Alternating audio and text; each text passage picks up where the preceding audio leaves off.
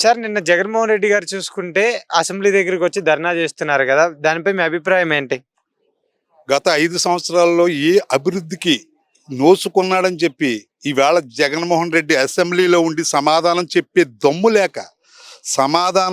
దమ్ము లేక ఈ రోజుని అసెంబ్లీలో గైరాజరవి అవసరం లేని హంగామా చేస్తూ రాష్ట్రాన్ని రాష్ట్ర ప్రజల్ని ఇబ్బంది పెట్టాలనే కాంక్ష ఎప్పుడు కూడా ఆ గత 5 సంవత్సరాల్లో కూడా ఏ రకంగా ఇబ్బంది పెట్టాడో, రాష్ట్ర ప్రజల్ని ఏ రకంగా భ్రష్టు పట్టించాడో రాష్ట్రాన్ని కూడా అర్థమైంది. అదే టైపులో ఈవేళ ప్రజలు బుద్ధి చెప్పినా కూడా అతని నైజం మాత్రం మారలేదు. ఆ నైజం మారకుండా ఇవాళ ఉద్ధరింపులు చెప్పలేని స్తోమత కూడా లేని పరిస్థితిలో ఇవాళ జగన్మోహన్ రెడ్డి గారు ఉన్నాడు. ఇవాళ అసెంబ్లీలో అడిగే క్వశ్చన్లకి అతను ఏ అభివృద్ధి చేశాడని చెప్పి ఇవాళ సమాధానం చెప్పగలడు. ఆ సమాధానం చెప్పడానికి దమ్ము లేక అసెంబ్లీలో బయటికి పోతున్నాడు అతను. సార్ మరి ఇప్పుడు చూసుకుంటే ఢిల్లీలో మేము ధర్నా చేస్తున్నాం ప్రజల కోసం అని అంటున్నారు కదా! మరి ప్రజల కోసం చేస్తున్నారా? ఆయన కేసుల కోసం చేస్తున్నారా? గత 5 సంవత్సరాల్లో సెకన్కి ఎన్ని మారణ హోమాలు జరిగాయో ఆ 5 సంవత్సరాలు రాష్ట్ర ప్రజలకి, దేశ ప్రజలకి అందరికీ కూడా అర్థమైంది. ఆ హత్యల్లో ఎవరైతే ఆహుతి అయిపోయారో ఆ ఆహుతి అయిపోయిన ఏ ఒక్కళ్ళనే కూడా ఈ జగన్మోహన్ రెడ్డి అధికారంలో ఉండగా వాళ్ళ ఇంటికి వెళ్ళి కానీ వాళ్ళని వాదార్పు కానీ వాళ్ళు తొంగు చూసారా చెప్పండి. వాళ్ళు ఎందుకంటే అధికారం కోల్పోయేటప్పటికి పిచ్చోళ్ళగా తయారయ్యి ఏం చేయాలో అర్థం అవ్వక, అసెంబ్లీలో సమాధానం చెప్పక, రాష్ట్ర ప్రజలకి ఏం చేయాలో సమాధానం చెప్పక ఢిల్లీలో కూర్చుని నేనేదో వద్దనంతని చెప్పని అనుకుంటున్నాడు. కానీ అతను ఢిల్లీలో కూర్చున్నది అతని కేసులు కాపాడుకోవడం కోసం, నా వెనకాల ఇంత బలగం ఉందని చెప్పుకోవడం కోసం తప్ప అతని వెనకాల ఈ రాష్ట్రంలో కానీ కేంద్రంలో కానీ ఏ అధికార పార్టీలో కానీ ఎవడో కూడా అతని వెనకాల రాడు. అతను ఒక్కడే ప్రయాణం చేస్తాడు తప్ప ఎవడో కూడా అతను సపోర్ట్ చేయడు. ఇతను క్రిమినల్ మైండ్ ఏంటి అన్నది ఈవేళ ఎంటైర్ ప్రపంచం అంతా కూడా అర్థమైంది.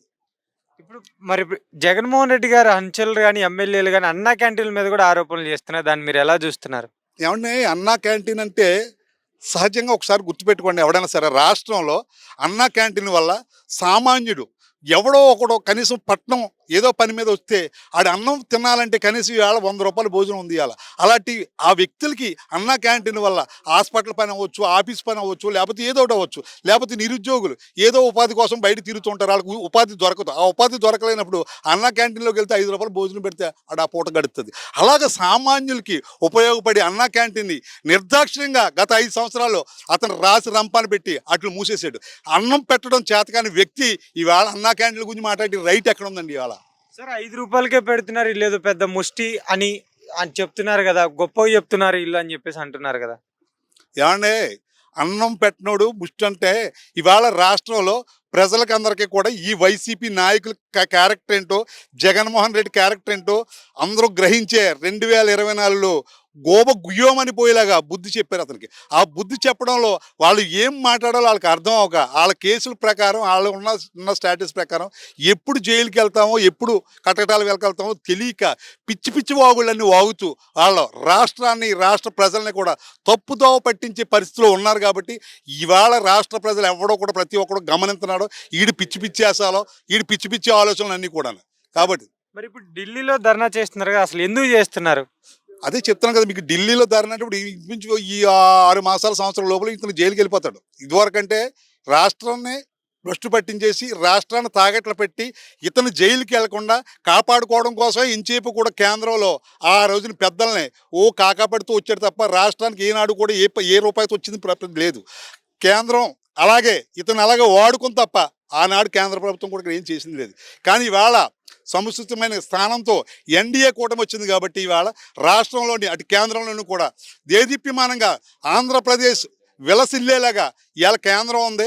అలాగే మన రాష్ట్ర నాయకులు పవన్ కళ్యాణ్ గారు, అలాగే చంద్రబాబు నాయుడు గారి నాయకత్వంలో ఈ రాష్ట్రం అభివృద్ధి పురోగతితో ఉంటుందని చెప్పి నేను మీ మీడియా ద్వారా తెలియజేస్తున్నాను. రాష్ట్ర అదేవిధంగా ఆయన ఈ ఢిల్లీ పర్యటనలో కాంగ్రెస్ పార్టీలో విలీనం చేయడానికి ఆయన ప్రయత్నాలు చేస్తాడు అనుకుంటున్నారా? ఇతన నైజం ప్రకారం చూస్తే కాంగ్రెస్ పార్టీ వాళ్ళు కూడా ఇతను జాయిన్ చేసుకోరని చెప్పి రాష్ట్ర ప్రజలకు ఉంది, కేంద్రంలో కూడా ఉంది. ఎందుకంటే రాష్ట్ర ప్రజలు, కేంద్ర ప్రభుత్వం ప్రజల్లో కూడా ఎంతమంది కూడా అందరూ గ్రహించారు ఇతను నైజం ఏంటన్నది. ఇవాళ కాంగ్రెస్ పార్టీలోకి వెళ్తే ఆ కాంగ్రెస్ పార్టీ కూడా ఇప్పుడిప్పుడే ఏదో పుంజుకుంటుందంటే ఇతను వెళితే మాత్రం అది మళ్ళీ భూస్థాపితం అవడం గ్యారంటీ. అదేవిధంగా నిన్న ఏదైతే బడ్జెట్ ఇచ్చారో అమరావతికి గాని, పోలవరానికి గాని, మిగతా వెనకబడిన ప్రాంతాలకి అభివృద్ధి కోసం కృషి చేస్తానని సెంట్రల్ గవర్నమెంట్ చెప్పింది. దాన్ని ఎలా చూస్తారు మీరు? ఇవాళ ఈ ఎన్డీఏ కూటమి రావటం వల్ల రాష్ట్రానికి, ప్రజలకి, మన రాజధానికి, మనకి ఎదర అభివృద్ధి పాఠంలో నడపడానికి ఇవాళ కేంద్రం మన వెంట ఉండే పరిస్థితిలో మన నాయకులు తీసుకొచ్చారు. అంటే అందులో భాగం ఆంధ్రప్రదేశ్ ప్రజలది. ఈ ప్రజలు ఇచ్చిన తీర్పు ప్రకారం మన నాయకుల్ని ఎదరపెట్టి కేంద్రాన్ని మన రాష్ట్రం వైపు చూసే విధంగా ఆ తీర్పు ఉంది కాబట్టి ఆ రకంగా ఇవాళ రాష్ట్రం పురోగతిలోకి వెళ్తుంది. ఇది గత 5 సంవత్సరాల్లో జగన్మోహన్ రెడ్డి ఆ కేసులు మాఫీ చేసుకోవడం కోసం, అతను చేసిన అరాచకాలు బయటికి రాకుండా చూసుకోవడం కోసం ఆ 5 సంవత్సరాలు కాలయాపన చేశాడు తప్ప రాష్ట్రం ఎక్కడ అభివృద్ధి చెందలేదు. ఆ రాష్ట్రాన్ని ఆనాడు కేంద్రం కూడా పట్టించుకోలేదు. అంటే నిన్న వీళ్ళు ఏదైతే వైసీపీ వాళ్ళు ఆరోపిస్తున్నారో ఇదేదో గొప్పగా చెప్పుకుంటున్నారు కానీ ఎఫ్ఆర్బిఎం పరిధి దాటిపోయి ఉంది కానీ వీళ్ళకి గ్రాంట్ లాగా ఇచ్చారు తప్పితే అప్పులాగా ఇచ్చారు తప్పితే ఇదేమి గవర్నమెంట్ ఇవ్వట్లేదన్న మాట మాట్లాడుతుంది. దాన్ని ఎలా చూస్తారు మీరు? మరి వీళ్ళ చేసినప్పుడు ఎఫ్ఆర్బిఎం లిమిట్ ఏమో పబ్లిక్లో చూపించి ఇండైరెక్ట్గా కార్పొరేషన్ పేరు చెప్పి ఎన్ని లక్షల కోట్లు తెచ్చేసాడు ఇతను. ప్రతిదీ ఇవాళ ఎక్సైజ్ అంటే ఇవాళ ప్రొహిబిషన్ ట్యాగ్ దాని నిమిత్తంగా కూడా అతను తాకట్లు పెట్టి 25,000 కోట్లు. అలాగే ప్రతి కార్పొరేషను ఇవాళ బ్యాంకులు, అలాగే మన గవర్నమెంట్ భూములు, గవర్నమెంట్కి సంబంధించిన ఆస్తులు అన్ని తాకట్లు పెట్టి ఇలా లక్షల కోట్లు తెచ్చి అతను ఎఫ్ఆర్బిఎం లిమిట్లో నేను ఇంతే అప్పులు తెచ్చానని చెప్పి పైకి పబ్లిసిటీ చేస్తున్నాడు తప్ప ఇండైరెక్ట్గా ఈ రకమైన అప్పులన్నీ కూడా అది వెలుగులోకి రావట్లేదు. అది మన కాగ్ నివేదిక రూపంలోకి రావట్లేదు. కాబట్టి అది జనాలకి ఏంటంటే వేరే రకంగా అర్థమవుతుంది. ఇతను ఎఫ్ఆర్బిఎం లిమిట్ దాటాడు, అటు బయట అప్పులు దాటాడు. ఆ రకంగా ఇవాళ లక్షల కోట్లు అప్పులు చేసి ఆ లక్షల కోట్లలో కొంత అందులో పావంతు కూడా ప్రజలు పెట్టింది లేదు. మిగతాదన్నీ కూడా వీళ్ళ దోపడమే సరిపోయింది. అలా దోసిన భూములు అలా దోసిన అప్పులే ఇవాళ రాష్ట్ర ప్రజలకి మిగిలిన అప్పులు.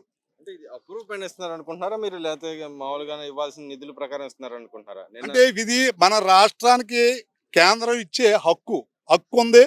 అలాగే గత ఆంధ్రప్రదేశ్ తెలంగాణ విడిపోయినప్పుడు కేంద్రం మనకు భరోసా ఇచ్చింది. ఇవాళ రాజధానిని ఖచ్చితంగా మేము డెవలప్ చేసి దానికి ఎంత అవుతుందో అంత మేము భరోసా ఇస్తాం. అలాగే పోలవరం ప్రాజెక్టుకి ఇస్తాం. ఆ ప్రాజెక్ట్ కానీ మన రాజధాని విషయంలో కూడా ఈ జగన్మోహన్ రెడ్డి 5 సంవత్సరాలు విస్మరించాడు.